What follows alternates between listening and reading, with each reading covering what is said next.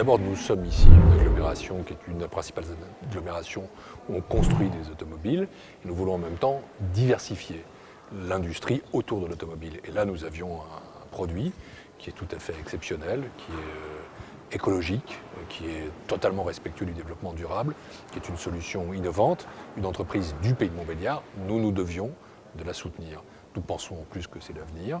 Je pense que ce type de véhicule est appelé à prendre une très grande place, à la fois dans les consommations individuelles, mais aussi dans les modes de transport collectifs. Et donc nous avons soutenu ce projet d'emblée dans la conception.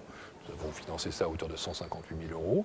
Nous le soutenons maintenant en achetant 3 véhicules pour notre propre flotte interne. D'ailleurs, nous allons renouveler cette flotte en prenant en compte le développement durable, en achetant des véhicules électriques, ceux-là, mais aussi d'autres, par exemple ceux que peut produire Peugeot. Et puis nous voulons aller encore plus loin avec un système d'autopartage. Nous voulons être les premiers à avoir une sorte de système d'auto-libre. Nous allons acheter 5 véhicules supplémentaires en 2010 et installer cela afin que les citoyens du Pays de Montbéliard puissent en profiter avec l'espoir que ça morde et que derrière les choses s'étendent de façon considérable. J'ai donné à mon premier vice-président, qui est aussi maire de Montbéliard, donc le premier concerné, parce que tout de même Montbéliard est le cœur de l'agglomération, je lui ai donné la mission que ce soit fait en 2010. Et donc les véhicules seront livrables rapidement. À nous ensuite, notamment, de procéder à l'équipement, parce qu'il faut pouvoir recharger ici et là. À nous aussi de recruter 1 ou 2 personnes pour faire un petit peu l'orientation par rapport aux demandes qui peuvent venir. Et puis aussi de mettre en place le système de géopositionnement, mais il existe. C'est un système dit Vulog, qui est bien travaillé avec femmes. Je pense que ça peut aller assez vite. La volonté politique, elle est là, la décision est prise. Fin 2010, ça doit marcher. C'est 2 choses, à mon avis, assez complémentaires.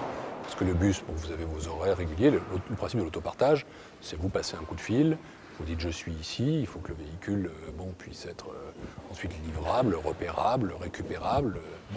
Et donc c'est plus quelque chose qui est en quelque sorte à la carte. Nous allons démarrer modestement, il s'agit de 5 véhicules. Mais ce que je souhaite, c'est que ça morde en quelque sorte et que ça puisse se développer de manière importante. Parce que nous serons ici aussi une vitrine pour cette entreprise femme.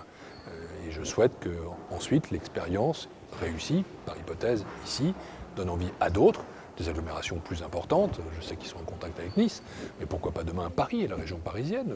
Bertrand Delanoë pense, je sais, à ce type d'expérimentation et nous sommes en avance. Et je souhaite que notre expérience donne envie à d'autres de non pas nous imiter, mais de prendre le train en marche. Non, d'un côté, il y a une voiture électrique.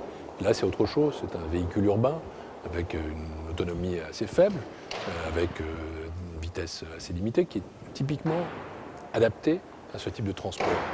On conçoit que nous ne soyons pas en train d'organiser une concurrence par rapport à PSA, mais nous sommes en train de valoriser l'industrie locale. D'ailleurs, FAM Automobile est une entreprise qui s'occupe de modification, d'évolution de véhicules pour PSA. Tout ça se passe dans un excellent climat. Ce sont des solutions qui sont complémentaires et non pas concurrentes.